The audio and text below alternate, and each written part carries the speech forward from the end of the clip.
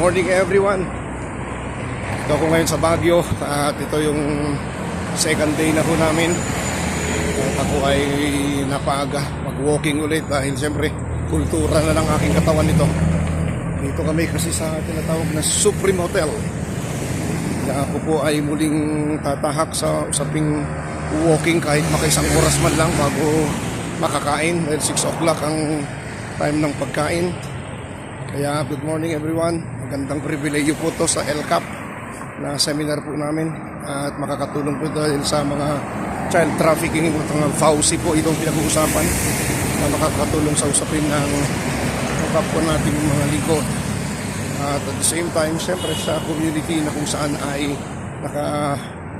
kung saan tayo naroon. Kaya samahan tayo ng Panginoon.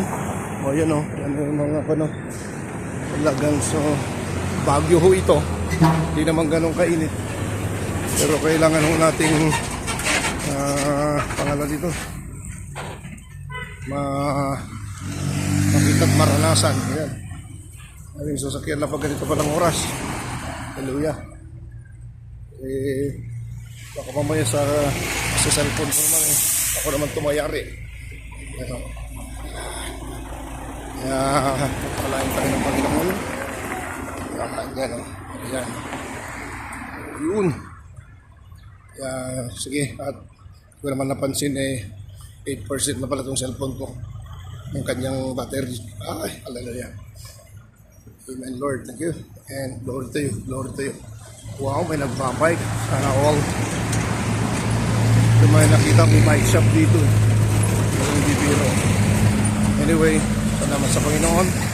At mamaya ulit. 2 session, umagat hapon. Then sa pabukas. Okay, dito sa Magsaysay Avenue ho, Baguio City. Okay, marami ho kami. 29 ho kami sa Santiago City na. Mga 27 pala na delegates. Pero marami rin sa Vizcaya, marami rin sa Alicia.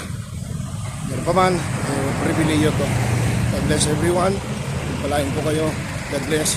I love you, my only wife, Lilibet Joy.